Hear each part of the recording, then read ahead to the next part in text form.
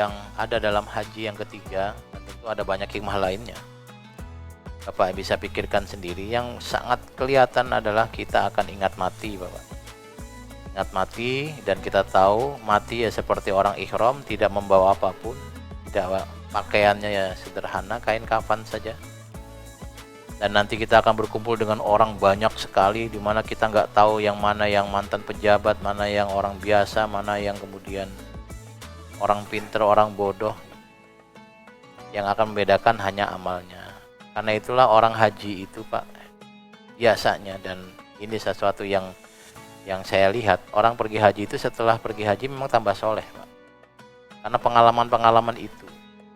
Jadi orang menganggap pergi haji itu kan pengalaman pribadi, iya. Tapi kalau pribadi menjadi soleh, masyarakat menjadi bahagia. Karena orang soleh bertambah, masalah hidup, masalah sosial berkurang.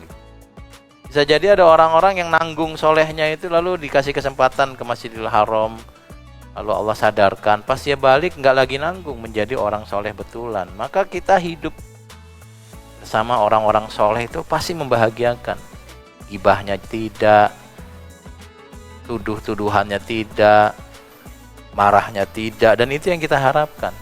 Jadi orang bilang haji itu ibadah individual, salah, ibadah sosial. Orang-orang yang balik dari haji lalu sadar dia akan mati, dia berusaha untuk menjadi orang baik. Orang yang ingat mati itu pasti akan menjadi orang baik, seharusnya begitu. Tapi ada yang enggak, Pak, yaitu pengecualian. Tetap saja ada orang-orang aneh. Tapi lumrahnya orang kalau sudah melihat pengalaman yang seperti itu akan menjadi baik. Ketika dia tahu nanti kalau saya mati, ya saya seperti ini sendirian dengan pakaian seadanya dan belum tentu bahagia di akhirat kecuali amal, maka saya akan menjadi orang yang soleh, beramal baik dan banyak ibadah. Kira-kira seperti itu. Dan ketika orang-orang seperti ini banyak jumlahnya, maka masyarakat akan nyaman. Dan menurut saya kebanyakan orang haji seperti itu, pulang menjadi lebih soleh. Yang menjadi tidak soleh itu sangat jarang, dan kayaknya saya belum pernah ketemu. Kayaknya mungkin Bapak bisa memberikan contoh, tapi bagi saya sih orang yang pergi haji yang saya tahu semuanya menjadi lebih baik. Dan kebaikan orang-orang itu pasti kita rasakan sebagai orang yang hidup bersama dia. Kita mungkin ada sebel-sebelan sama keluarga, tapi ingat, oh ya, kalau kita mati yang ngurusin kita kan keluarga. Yang ngurus memandikan, yang membawa ke kuburan, yang menjaga keluarga kita adalah keluarga. Kalau gitu saya nggak jadi sebel deh sama keluarga. Kira-kira begitu, Pak. Paling enggak kalau misalnya dulu kita gampang marah sama keluarga, sama saudara, lalu sekarang menjadi tidak gampang marah, itu kan baik buat kita, baik buat keluarga, baik buat saudara. Jadi haji bukan sekedar ibadah individual. Ada persatuan umat Islam di sana. Nanti ada, kita pengen tahu berita tentang Palestina, ada di berita. Tapi kalau ketemu orang Palestina langsung mungkin akan lebih beda rasanya gitu. Misalnya ya. Kalau sekarang ya kita bisa tonton lewat internet dan seterusnya. Lalu tadi masalah kesetaraan, kesadaran kita tidak sombong. Pangkat-pangkat itu copot semua saat haji, dan di akhirat juga akan copot, sehingga kita nggak sombong. Pemimpin yang nggak sombong tuh asik, Pak. Pemimpin apapun, pemimpin sosial, pemimpin perusahaan, pemimpin politik, itu kalau orang yang nggak sombong enak. Tapi kalau sombong itu nyebelin gitu misalnya. Lalu yang ketiga, ingat mati. Bapak dan Ibu sekalian, maka kita bersemangat pergi haji. Pahalanya besar. Pahalanya besar. Nah, saya ada satu kegelisahan yang ingin saya bagi di sini. Saya ulang lagi di sini. Masalah terkait antrian haji yang panjang.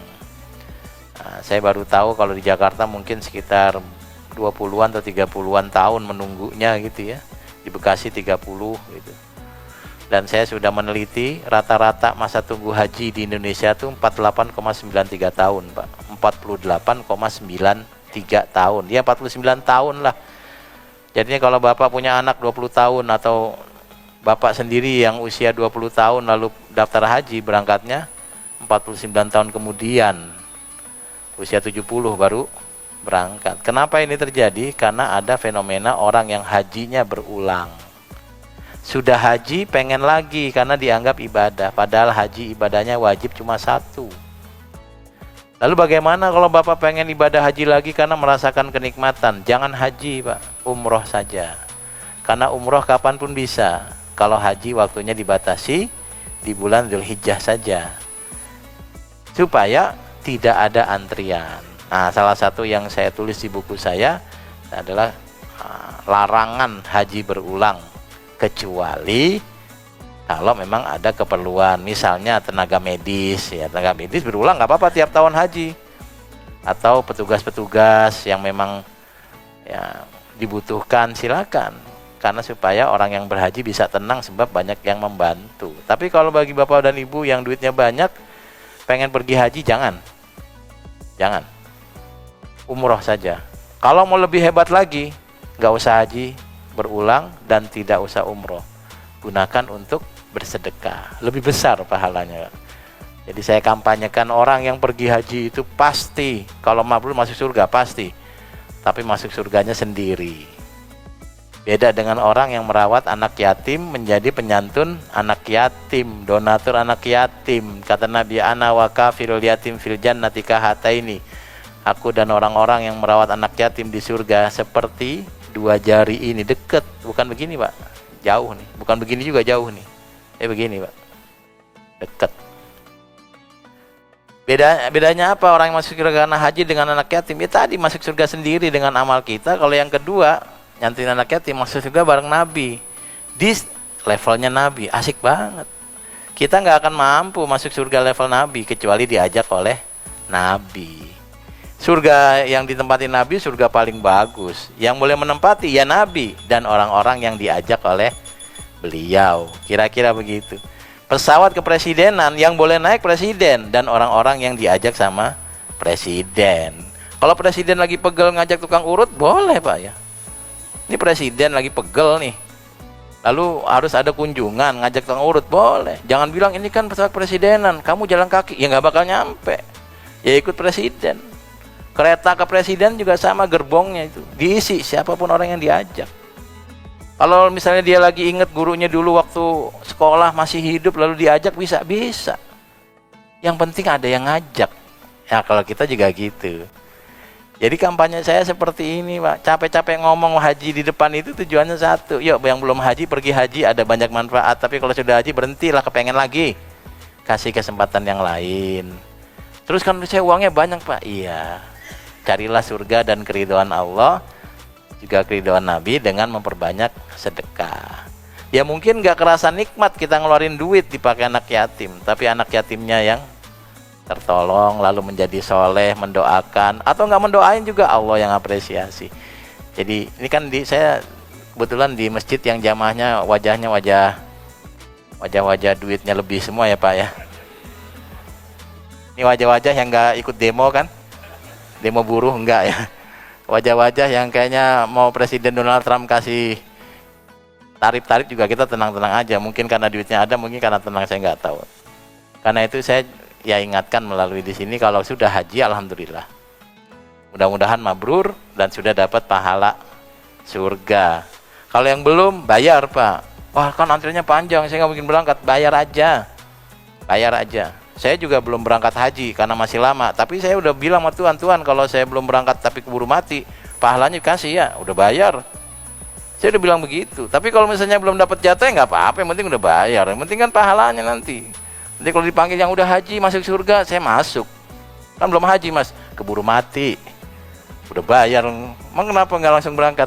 Antrian panjang. Kenapa? Gara-gara orang haji berulang. Kalau masih nggak boleh, saya masuk surga lewat anak yatim aja dah. Saya masuk, maaf saya juga punya anak yatim yang saya santunin sekian puluh, saya minta masuk kelas ini. Oh silakan masuk, malah bareng Nabi lebih enak, kira-kira begitu ya. Jadi Bapak dan Ibu sekalian, ada banyak kebaikan yang bisa kita lakukan di tiap bulannya. Nah di bulan ini ada bulan haji. Nah kita juga punya keinginan itu karena pahalanya sangat besar. Di waktu yang sama kalau sudah haji, urungkan niat mengulang lagi. Bisa umroh, kalau kangen sama Ka'bah silakan umroh. Tapi kalau mau lebih bagus lagi, ya untuk anak yatim akan lebih manfaat. Mudah-mudahan ada manfaatnya Bapak dan Ibu sekalian. Mudah-mudahan kita dimudahkan untuk memperoleh haji mabrur, baik yang sudah haji maupun yang belum. Dan kita dimudahkan untuk bisa selalu dermawan, terutama bisa menyantuni anak yatim. Hadanallahu majmain. Wassalamualaikum warahmatullahi wabarakatuh.